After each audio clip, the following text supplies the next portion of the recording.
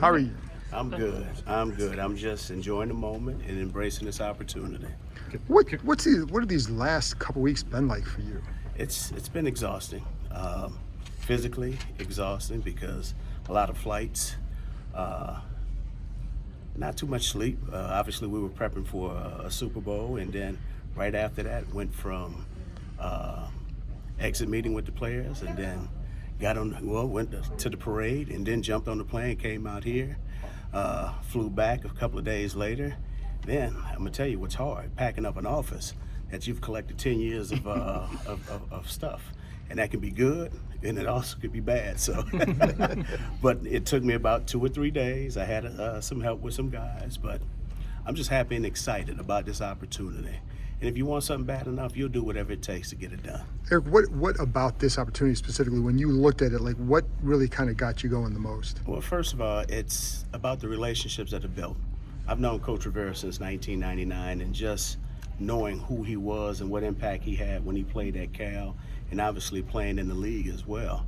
But knowing him as a man of integrity and a great leader of men, that outweighs a number of things.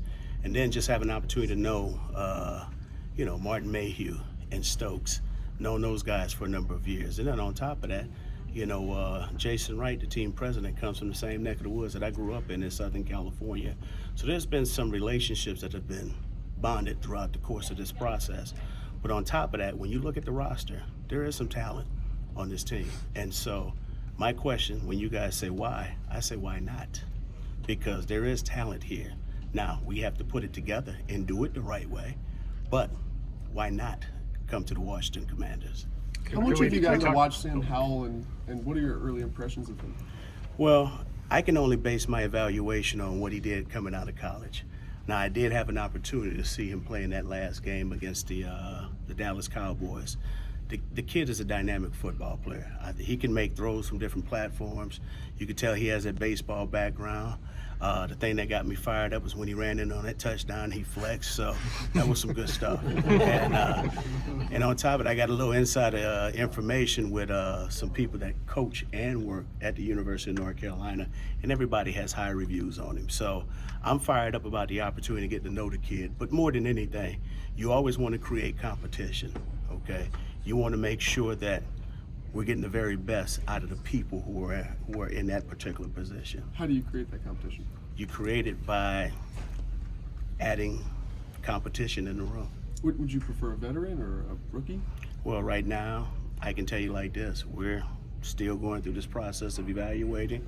We'll sit down and have that conversation with Coach Rivera, Coach Mayhew, and we'll go from there. What kind of latitude did you get on building your staff, and what does that process look like right now? We're still going through that process. I know, unfortunately, we had to let a few guys go, and right now we're still in the process of, making up the staff. So everything just is going to happen. I want to make sure we're doing our due diligence and hiring the right people and making the right moves. That's why I say when I came in here, that was last week. I was about to say a few weeks ago. All right. Oh, it feels that way. Yeah. Most importantly, I just wanted to sit and have an opportunity to talk with everybody and just listen, so I can learn the culture and learn what has taken place and, learn the environment. And I think that's very important when you're coming in a new position. Hey, Coach, what are the type of people that you're looking for to add to the staff? Well, you always want creative coaches. You want creative coaches. You also want people who can relate to the people and adapt to the environment in that room, because you got to have that connection. And obviously when I played, it was different, because when the coach said something, he said jump, you said how high. This generation, they're different. And I'm not saying that in a negative way. These are the same kids that I recruited as when I was a college coach. You had to develop those relationships. And so I've never stopped being a college coach in that way. You have to develop relationships with the people. And I think that is very, very important. And sometimes that kind of gets displaced with coaching. And so you got to have people that can connect with people in the room, but also that can coach them up. If you're developing the right relationship, you're developing the right chemistry, now you can get the best out of the person. It sounds like you and other candidates, when talking around, ask questions about stability here, knowing that there's a possible sale of the franchise. Based on what you learned from that conversation, what are you telling the staff that you might be bringing in about that stability? That's out of our control. Coach Rivera, Jason Wright, and Martin, they'll take care of all that. My job is to make sure that I'm getting our guys ready to play. But in terms of, I'm sorry, go ahead. Those 3 days when you were here last week, what was generally the process? And can you just kind of walk us through what that was like for you? I spent a lot of time with Coach Rivera. And by the way, Miss Nikki did an outstanding job of interviewing me at the Super Bowl. And I have to say that because she stood there, and we stood there the whole entire time, and I was tired. And she did a great job, so I wanted to give you a shout out. Thank you. But that process, it was good because, like I said, when you're sitting with people that you're familiar with, it makes the process a little easier. But I had that opportunity to spend that time with Coach Rivera. But on top of that, I had an opportunity to spend time with everybody that I needed to in the building. And that was huge because you have to have a starting point. And the starting point is introducing yourself. And once you go from there, now you have an opportunity to learn in the environment. You can adapt to certain situations, and then you can go about making the right decisions. Oh, sorry. Just to follow up on kind of detailing how you want the coaches and their certain responsibilities, even down to like OTAs and training camp. Is that something you've always done with Coach Reed, or is that? Oh yeah. So I got to get my calendar together and plan everything out. It's just like right now, we're in this phase where I think next week we're going to the combine. It's already here, so I want to make sure that I can take advantage of some of that free time I would have too. Just making sure I'm setting all my calendars up the right way because unlike it was in the past doing scheme eval, now it's going to be about teaching guys the offense, teaching the coaches. Sorry, in the Super Bowl, Mahomes threw those 2 touchdown passes, and you guys had a good way to sort of read what Philadelphia was going to do with the coverage and have the guy cut back instead of running across. Can you go through that process of how you guys found that, discovered that, and then implemented that in your role with him? Okay, so what we did, obviously, we basically give each section, and I think that's important, making it a collaborative situation where you allow certain coaches to look at certain situations to help us create the best situation.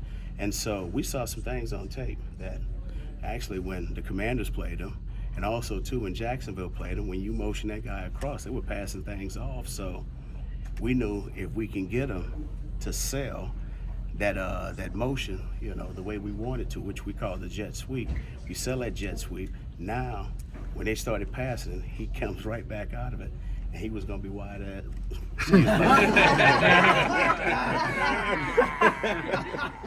I'm sorry, I didn't hear that wide what? He became wide open. So. But they just didn't pass it off. It's just something that we saw. We actually exploited something that they didn't have an answer for. So I can use colorful language every now and then in case you guys know. Heard. Hey, Eric, you had a certain career, college, very, very strong career. NFL was a long career, different kind of role. How much did those experiences shape how you are as a coach? It helped shape me tremendously. And that's a good question because when I came in, I was one of those knucklehead, hard-headed guys that had a great deal of success at college, but really couldn't figure out my role. And I'll never forget this, and you guys probably appreciate this because Dan Henney was the head coach at that time. Dan Henney did me a favor. He called me out in front of everybody. He called me out because of my lack of effort on tape that I had put on tape, playing on kickoff coverage. And he told me, if you're the last one down, we're going to cut you. Back in those days, first and second rounders got cut. And so I'll never forget talking to my agent at that particular time and asking him, you got to get me out of here. And it's kind of ironic how things happen and events happen in your life that you really don't know how they're going to impact moving forward. There was a gentleman that worked in that building. He came up and he overheard the conversation. He said, EB, you're going about this the wrong way. He said, seek not to become a person of success, but a person of value. The more valuable you are, the more likely you are to obtain success.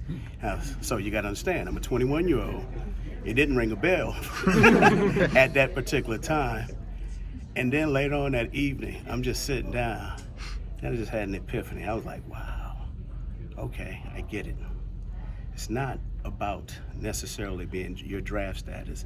It's about what are you going to do to help yourself to become a professional football player. So I share that story with a lot of rookies because all of these guys anticipating coming in and wanting to be a starter. Everybody can't start, all right? But what value are you going to bring to this organization? What value are you going to present to help us to be the best team that we can be? And your window, all right, is special teams. So you can become a 4-phase special teams player. That's where your value can grow. And then when those opportunities present themselves in those individual rooms that you're working in, whether it's the receiver room, the tight end room, or the running back room, now you'll have that opportunity to grow as a player. At what point did you become comfortable, like, knowing the personnel here in terms of that they're asking you about your plans for each? Like, were you cramming on the plane? Like, what were you, how did that go about? I was sleeping on the plane. Right? It's still a process. I'm still going to sit down and go through all of that. And, like I said, you can't help but be a fan of certain players because these guys. We all go to the combine together, so players. Do I know them inside and out like they do? No. But do I have a general idea? Just a general idea. But my goal is to make sure that I'm digging deep. So I want to make sure when I have the time to do so, which is going to start this afternoon, I want to dig into this roster and just see exactly what we have so we can continue moving in the right direction. What are your impressions of Brian Robinson right now? Excuse me? What are your impressions of Brian Robinson right now? Resiliency. Okay? Here's a man that overcame a situation and he played, which is unreal. And says a lot about the man, says a lot about his character. So obviously we can speak, we can praise him for all the things that he's done on the field, but for him to be resilient enough to put himself back in that situation says a lot about the character. How would you describe your offensive system and how much is it rooted in West Coast? It's a West Coast system. Obviously, when it's all said and done with football is football. You want to put all your guys in the best situations in which they can win, okay? And then you want to put them in a situation where they can be successful. But we got to learn to put it together so we can have the success that we need to have. And it's all about playing complementary football and doing whatever it takes to win. That's one thing that we're going to do. Hey, Coach, as people get to know you here in Washington, what is it that you want them to know most about you? I'm a hard-working individual. I was raised old school. If you don't work, you don't eat. So that's the values that I bring, and that's what I'm going to do. I'm going to work, and you can tell I had to eat. I've eaten a little bit, so so I understand how to work. There's the current situation that you're excited about, but there's a history of this division and the Lombardi trophies that have been in this division. When you think about, the history of the NFL, is it kind of exciting to be in that division now, going up against, teams with multiple Lombardis like you now have? Oh yeah, it's always historic. I played this division once upon a time, and the landscape of it. One thing I've always admired about this division, there's some great defensive teams, and so the thing that the challenge that I'm excited about is bringing this offense in this scheme and giving it an opportunity to line up and play against these guys each and every week. So it's a historic division. I'm excited about it, and on top of that, we'll keep it moving. I'm gonna just say it, leave it at that. Eric, we obviously know the history, all the interviews you've had and all that. How has that shaped you? How did it change you? What did you learn about yourself going through this process and not getting those jobs and still kind of being out here doing what you're doing? So each and every opportunity that you go through is an opportunity to learn something. So I don't get down, okay? Because I was taught, and I always say this, if you knew who my mother was, it would explain a lot, okay? So I don't let any opportunity take me down. My job is to create the necessary energy moving forward. So when those opportunities come about, that'll take care of itself. Right now, the only thing that matters is who we are and where we are. And my job is, right now, to be the best offensive coordinator and assistant head coach for the Washington Commanders. Considering the quarterback you just had, do you have to recalibrate at all what's possible when putting together a plan for other quarterbacks? Well, I'll just say this. Every quarterback brings something dynamic to a system, right? So Pat Mahomes is Pat Mahomes for a reason. My job is to discover who Sam Howell is, all right? And so right now, we're still early in that process. The things that I have seen, am I excited? Yes, I am. Okay, but I want to continue making sure that I'm doing the necessary evaluation so I can find out all the things that he can do well and give him that opportunity to exploit his talents. Eric, Ben mentioned the plays you saw on tape before the Super Bowl. I wonder how you as a coach developed the confidence to speak out when you see something like that, because it's for the Super Bowl. You know what I mean? And if you're wrong, you could go the other way. How did that process in your coaching career take root? So one thing that I've learned over the years, okay, and here's a lesson that I learned when I went back in 2011 to be the offensive coordinator at the University of Colorado. For the record, we were awful, okay? We were awful. But our players did whatever they asked of them, and they played hard. You know, we just didn't have the talent that was there. But I'll never forget this. I remember we were playing Arizona State. It was at home, and I had an epiphany of just watching what they were doing, and it hit me.